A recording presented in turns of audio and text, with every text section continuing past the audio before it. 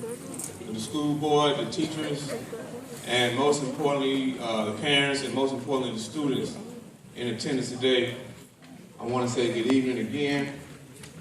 I just want to say very quickly that the students that performed prior to me coming up here, you all did an excellent job. It takes an extreme amount of courage to do that. I want y'all to give the students a minute.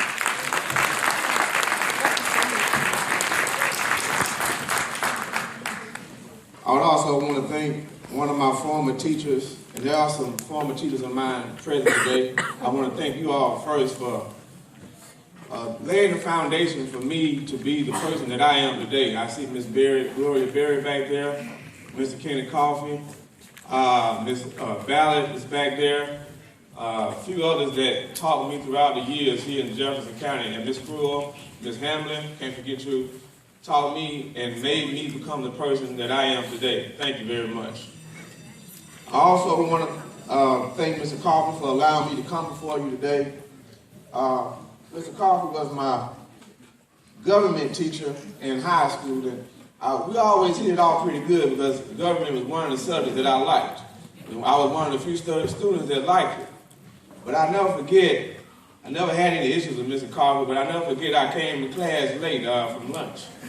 And I walked in class and Mr. Coffey said, where you going? I said, well, I'm going to class. And Mr. Coffey said, no, you're not coming here. You're going to the office. That's where you're going. And I never forget, my dad is here. Dad, he put me out of class for about 2 days. I couldn't come to class for 2 days. I was scared to death. But that taught me a good lesson.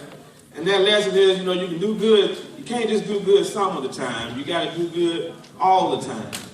And Mr. Coffey, I appreciate you not letting me back in class and taught me a good lesson. Okay? And while we're on the discussion of Mr. Coffey, when I was in his class, it was a time in my life when I myself as a young adult was trying to find myself. I was trying to find and decide where I stood in this world. As a young man, I was raised right here in Fayette, Mississippi. I was taught right here in the Jefferson County School District. And I know that the years have separated us in the distance, but we still suffer from the same issues. And for the most part, we're fighting the same fight. Today I want to talk to you about perseverance. I believe that in order to speak on the late Dr. Martin Luther King, we have to make mention of perseverance. First, we must define the word. Perseverance is being steadfast in doing something despite the difficulties or delay in achieving success. In other words, to persevere means to overcome many obstacles. Dr. King, in his quest and his fight for equal rights, he had to learn to do just that, and that was to persevere. I'm sure all of you know who Dr. King and his legacy is. When speaking of Dr. King and his ability to persevere through tough times, I can think of two attributes that allow him to do so. The first is nonviolence. Dr. King led a movement that was predicated on nonviolent protest or civil disobedience. Dr. King defines civil disobedience as the act of openly disobeying an unjust, immoral, or unconstitutional law as a matter of conscience and accepting the consequences, which meant sometimes going to jail, sometimes being killed. Many times as a result of these protests, many people died throughout the years. The second attribute is love. Dr. King believed that instead of using physical weapons to fight injustice, that we should be that should be countered by the weapon of love. One of Dr. King's most famous quotes was, and I think I heard it earlier, "Darkness cannot drive out darkness, only the light can defeat darkness. And hate cannot drive out hate, only love can defeat hate." And just as everyone surrounding this great man was filled with anger and despair, wanting to lash out and retaliate with physical violence, here he was speaking of loving one another. One of the words that Martin used to describe love was the word agape. Martin defined agape as an overflowing, unconditional love for all, including adversaries. Therefore, he wasn't speaking of a love one would have for one's girlfriend or boyfriend, or husband or wife, but this love was a sort of spiritual love for all of mankind. Now, Martin used the method of nonviolence to counter a racist and Jim Crow system. Now, I feel that I would be remiss if I don't give you a brief history of the root causes of the start of the civil rights movement. Toward the end of the Reconstruction era, and I remember learning this in your class, Mr. Kaufman, something very significant happened, and that is what was known as the populist movement. The leaders of the movement began awakening the poor white masses and the former Negro slaves to the fact that they were being fleeced by the emerging aristocratic interests. Not only that, but they began uniting the Negro and the white masses into a voting bloc that threatened to drive the aristocratic interests from the command post of political power in the South. To meet this threat, the Southern aristocrats began immediately to engineer the development of a segregated society. I want you to follow me because it's very important to see the roots of racism and the denial of the right to vote and other rights that were taken from African Americans during this time. Through their control of mass media, they revised the doctrine of white supremacy. They saturated the thinking of the poor white masses with it, thus clouding the minds of the real issue involved in the populist movement. Then they directed the placement of books of the South of laws that made it a crime for Negroes and whites to come together as equals at any level, and that crippled and eventually destroyed the populist movement. It may be said of the slavery era that if the white man took the world and gave the Negro Jesus, that it may be said of the Reconstruction era that the Southern aristocrats took the world and gave the poor white man Jim Crow. He gave him Jim Crow. And when his wrinkled stomach cried out with the food that his empty pockets could not provide, he ate Jim Crow, a psychological bird that told him that no matter how bad off he was, at least he was a white man better than a black man. And when his undernourished children cried out for the necessities that his low wages could not provide, he showed him the Jim Crow signs on the buses, in the stores, on the streets, and in the public buildings. And his children too learned to feed upon Jim Crow. Thus the threat of the free exercise of the ballot by the Negro and the white masses resulted in the establishment of a segregated society. And the establishment of Jim Crow South led to what is known as the Civil Rights Movement, where all over the South, men protested an unjust system. And although we are here to celebrate Martin's legacy today, we cannot forget the many others that died in the struggle so that we could live in a more just society. Men like Medgar Evers, Malcolm X, and many others. As a matter of fact, our small town here in Fayette, Mississippi, was the hotbed of the Civil Rights Movement. There were many marches and protests right here in this town. The bravery and fearlessness of the men and women in this community created opportunity and fueled the flame for equal rights in other places. Now back to perseverance. If I could only imagine myself having a conversation with Martin, I could imagine him asking me a series of questions, and I could only imagine myself responding with a series of disappointments. At the present, our community is crippled with violent crimes, even in small towns such as ours. Violence is prevalent, drugs are running rampant and destroying the African American community. So far from the dream that Dr. King had envisioned for us. No longer are we valuing education in our community. We have greatly diminished the role of the educator in our community. So what of the life of Medgar? So what of the life of Malcolm? So what of the life of Martin and many others who have fought and died so that we could have a better life? As I read the papers and watch the news of the recent wave of crime in Fayette, Port Gibson, Natchez, and Jackson, all I see is our young people robbing and killing each other in the streets. Adults. The question remains, what are we doing? What are we really doing? Starting with myself. And that's what we all need to do. And that is to look within ourselves and determine, have we done enough, or what else do we need to do? Are we doing enough in our communities? Are we setting good examples as parents and adults? Do we even care enough for the future of our kids? Or are we more concerned with self-gratification? As a coach, I had many a parent meeting, and only a handful of parents would show up. On report card day, only a handful of parents would show up. Even today, only a handful of parents are showing up. These kids put on a beautiful program, and not many parents are members of the community to hear the witnesses. But even in the midst of despair, I think about Martin. I think about agape. I think about love. And even through the bad times, I believe that we can overcome these obstacles within our community. I believe that we are a great people who are capable of great achievements. But we must find a way that through all the struggle and heartache to persevere. Now to the young people, I'm sure many of you have had to overcome many obstacles in your young lives.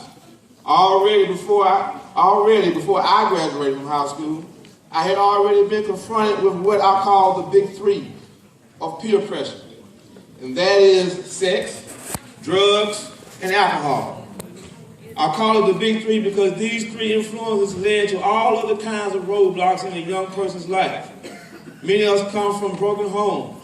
We are all part of a society that with each waking day gives us many challenges. But we must, and you must, persevere. Failure. Many of us turn to the big three because we are afraid to fail. Or many of us turn toward the big three because we have already failed at things. Michael Jordan stated that I've failed over and over again in my life is why I succeed. I quote this because failure is a fact of life. Disappointment is a fact of life. Some people are only conditioned for success. They're only conditioned for fulfillment. But when the problems of life unfold, they can't stand up with it. Some people feel that their entire existence is failure. Guess what, young people? Doesn't matter. I won't sell you a pipe dream, but failure is a part of life. But it's the one who overcomes and perseveres through those failures who becomes a success. Many of you today who are here will have many a time to fail. I have failed so often, and many mistakes I've made. But I don't use that as an excuse, and neither should you. Stand up and be strong and overcome. Will we fail at times? Absolutely. We will occasionally fail when you embark on your own new ideas or new jobs or new dreams. You surely will. But the test is not perfection. The true test of an individual is whether we are able to recognize our failures and then rise together to meet the challenges of our time. Whether we allow ourselves to be shaped by events and people, or whether we act to shape them. Whether we allow chance of birth or circumstance decide life's big winners and losers, or whether we build strong character, work hard, and get ahead and reach our dreams. The choice is yours. Young people, as you go out in life, go out and make the right choices. Yeah. Every day in our respective towns, we see the drug addicts. And best believe each and every one has a story full of disappointments and failures. But 99% of the time, it was their choice to be where they are in the first place. It was their choice to put their drugs in the system. It's their choice not to try to do something with their life. People, don't spend your time having pity parties. I've done that a lot myself. I stopped it. Because guess what? You are now about to go into the real world. And in the real world, no one cares at all. It's what they call the rat race. Only the strong survive. And if you so choose to live a life of crime, a life of drug addiction, a life of being absent to your family, the rest of the world will carry on as if you never existed. Have pride in yourself. My father used to tell me all the time, son, don't be a follower, be a leader. Oh, yeah. He would say that you are somebody. Yeah. What he was doing to me at that time was instilling confidence in me. Yes. Young men and women, you have to go out with that same confidence. Yeah. Michael Jordan said you have competition every day because you set such high standards for yourself. Yeah. That you have to go out every day and live up to that. Now, I know that I quoted the great Michael Jordan twice in this, but what he says is true. I also want to say something else. Standing outside the mall, things like that, the night before a pair of shoes comes out, and fighting to get in the shoe store to spend $200 for shoes is not setting the high standards for yourself. Just give me an example. I've done it before. I've never done that before, but I've done crazy things like that. I've been there. Don't get caught up in the hype. Yes. The real world is setting up laughing at you. They saying, look at them black bucks standing in line for those shoes. Look at them dumb niggas standing in line for shoes.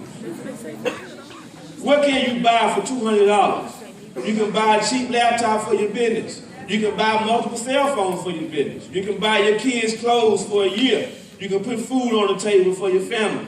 You can save to purchase you a vehicle so you can get to work.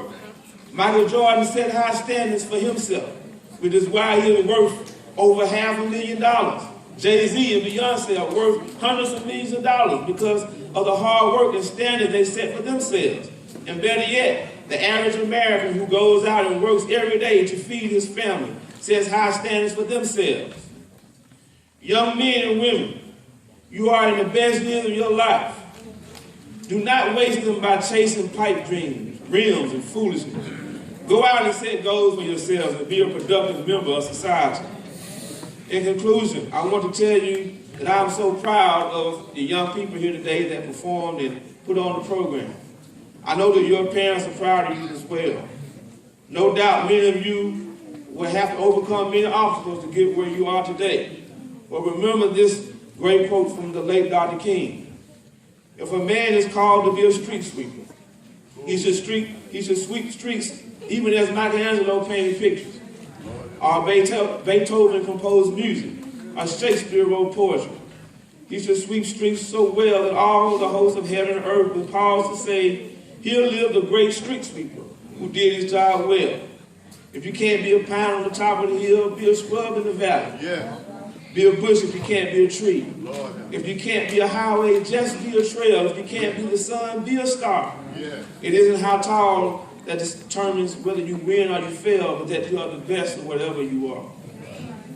What that means is that you will have obstacles in life, but you have to persevere. You will have opportunities to do many things. Some good, some bad, but you have to make a choice. Yeah. And finally, what you become depends upon the standards you set for yourself. Do what Dr. King would have wanted you to do, and that is to be brave, be strong, and be steadfast, and never give up. God bless you. Amen.